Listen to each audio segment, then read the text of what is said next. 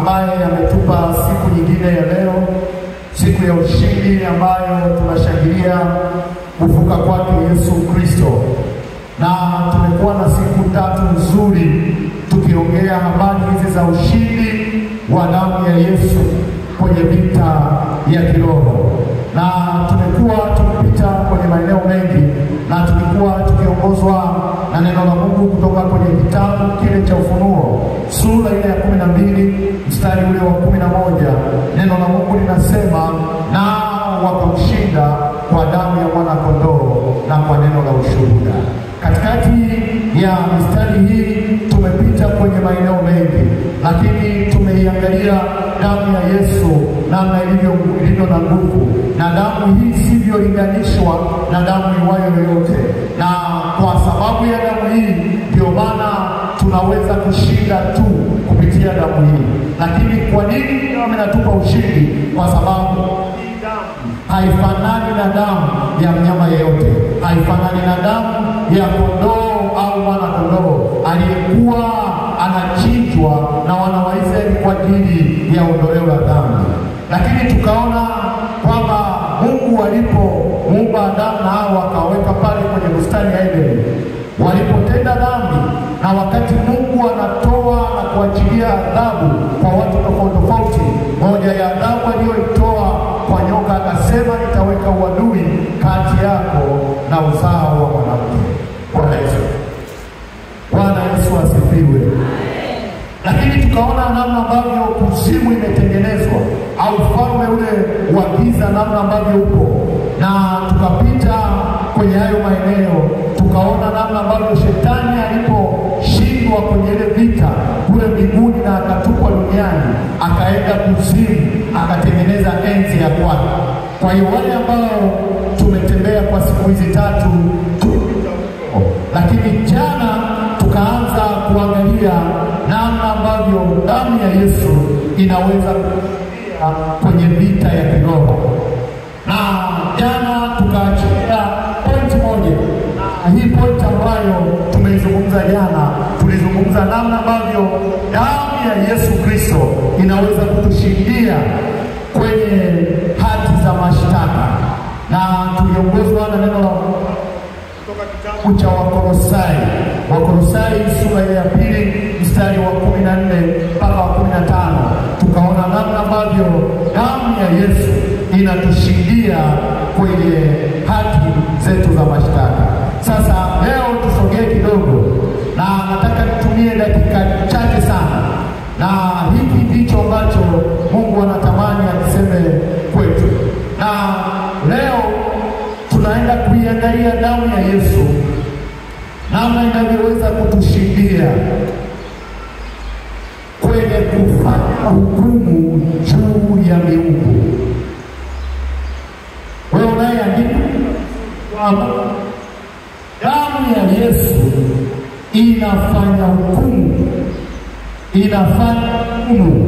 kwenye miungu. Na kwa sababu maiki hii naona inapoteza kile ninachotaka kufikisha, basi kwa sababu sauti yangu inaweza kusikika, ninaomba niongee bila maiki na nafikiri nitasikika. Kwenye kichwa ambacho tunaenda nacho, tumesema tunaangalia namna ambavyo damu ya Yesu inaweza kutushindia kwenye vita ya kiroho.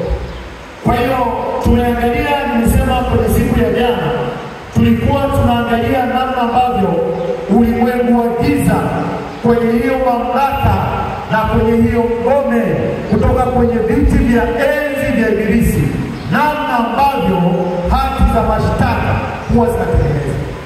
Bwana Yesu asifiwe. Bwana Yesu asifiwe.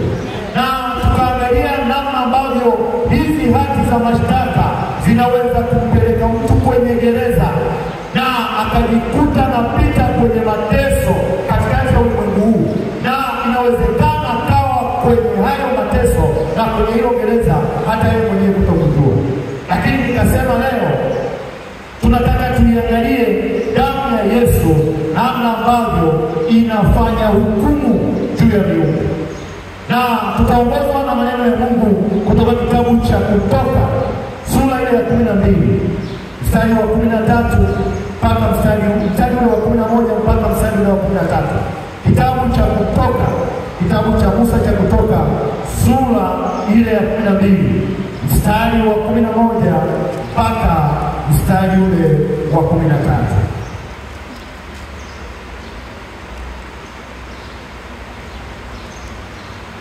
Neno la Mungu kama lilivyoandikwa kutoka kwenye kitabu cha Kutoka sura ile ya 12 mstari ule wa 11 mpaka mstari ule wa 13. Biblia inasema, tena mtaona hivi, mtakuwa mmefungwa viuno vyenu, mmevaa viatu vyenu miguuni, na fimbo zenu mikononi mwenu, nanyi mtakula kwa haraka, ni Pasaka ya Bwana. Maana mtapita kati ya nchi ya Misri usiku huo, nami nitawapiga wazaliwa wa kwanza wote katika nchi ya Misri, wa wanadamu na wa wanyama, nami nitafanya hukumu juu ya miungu yote ya Misri. Mimi ndimi Bwana. Na ile damu itakuwa ishara kwenu katika zile nyumba mtakazokuwamo, nami nitakapoiona ile damu nitapita juu yenu, lisiwapate pigo lolote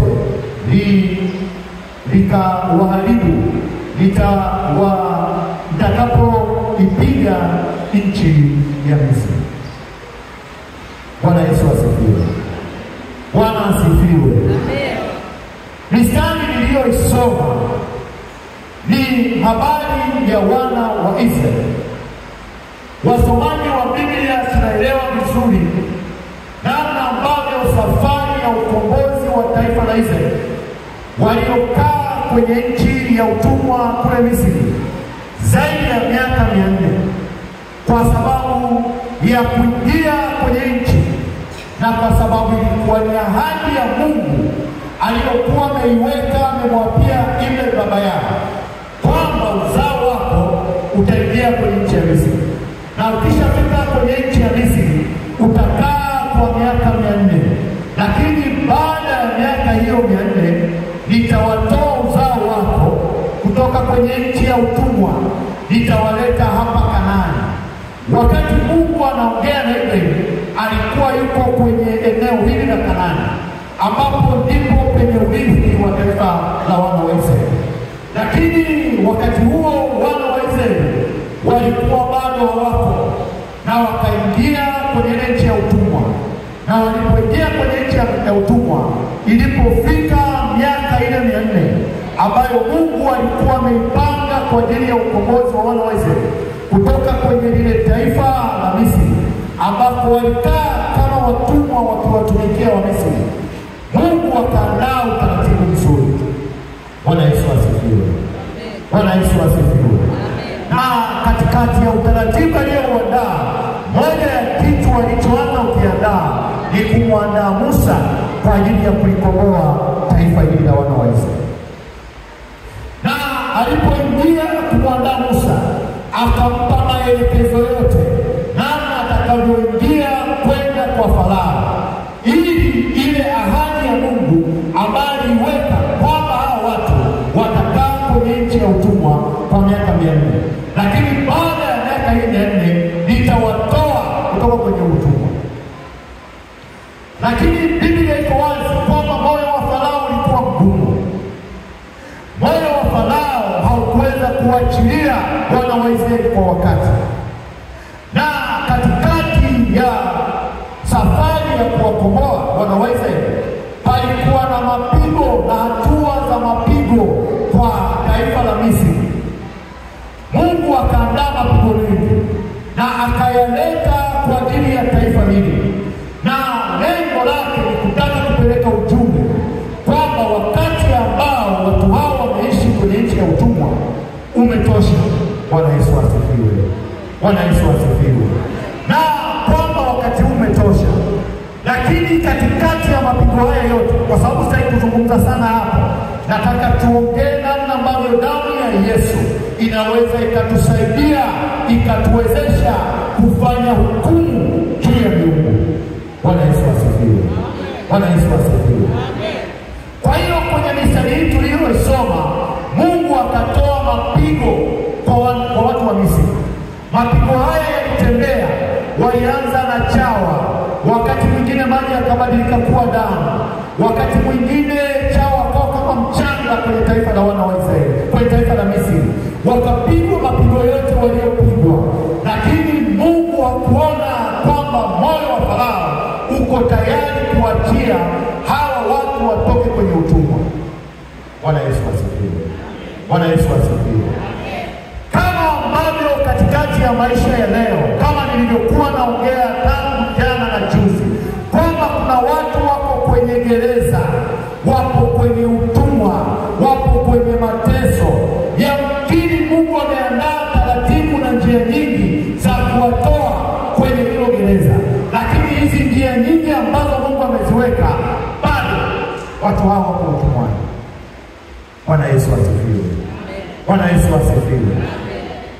Gereza hili na mateso ya wana wa Israeli hayakukoma kwa sababu ya mapigo 9 ambayo Mungu aliachilia kwa ajili ya taifa la wana wa Israeli, kwa hiyo taifa la wana wa Israeli. Lakini mateso haya yaliendelea.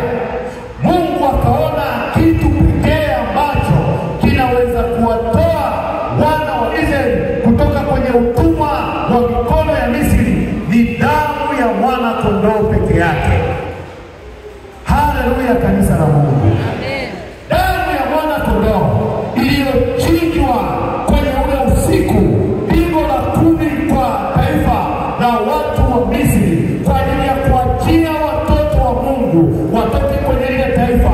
Pigo la mwisho ilikuwa ni damu ya mwana kondoo. Na kwenye mistari tuliyosoma tumeona vizuri namna ambavyo Biblia inatuambia utaratibu ambao Mungu aliuweka kauandaa kwa ajili ya watu wake, ili watoke kwenye nchi ya utumwa, ili watoke kwenye huko walipokuwa wakitumikia mateso kwa miaka 400. Akaileta ile damu, akatoa na maelekezo, akawaambia kwamba hii damu itakapotolewa baada ya kumchinja huyu mwana kondoo, kabla ya kumila huyu mwana kondoo, chukueni hii damu kaiweke kwenye miimo ya milango, na mtakapoiweka kwenye miimo ya milango, huu ndio utakuwa utambulisho wa wana wa Israeli, kwamba nitakapopita kwenye usiku, wakati nafanya hukumu kwa miungu ya Misri, wakati nafanya hukumu kwenye miungu ambayo imeleta mateso kwenu, nitaangalia ile damu ambayo imepakwa kwenye miimo ya milango. Manake katikati ya maisha yetu tunaweza tukawa tunapitia mateso na shida nyingi, lakini nataka nikuambie, katikati ya semina tunapohitimisha leo, nataka nikuambie iko damu ya thamani.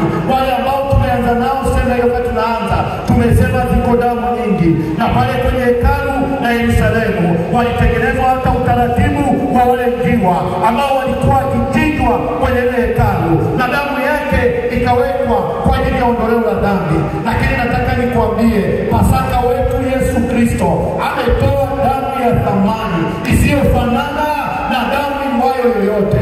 Haifanani na damu ile iliyopakwa kwenye miimo ya milango wakati wa wana wa Israeli wakiletewa ukombozi na Mungu akifanya hukumu kwa ajili ya miungu ya Misri. Nataka nikuambie, inawezekana umepita kwenye mateso na shida na msiba wako, uko utumwani, unateseka na mateso ulionayo. Nataka nikuambie asubuhi ya leo, iko damu ya Pasaka, iko damu ya mwana kondoo Yesu, damu isiyofananishwa na damu ya miungu, isiyofananishwa na damu zilizotolewa za wale wana kondoo. Hii ni damu ya thamani, damu ya thamani. Yesu alipokomelewa msalabani, alipigwa ili damu yake ya thamani iweze kutoka. Na kwenye vita yako unayopitia, kwenye mateso ambayo unapitia, hauwezi kutoka hapo kwenye hiyo magereza ambayo umekaa, mpaka ipatikane damu ya thamani, mpaka ipatikane damu ya Yesu ambayo ikienda haiangalia aina ya miungu iliyo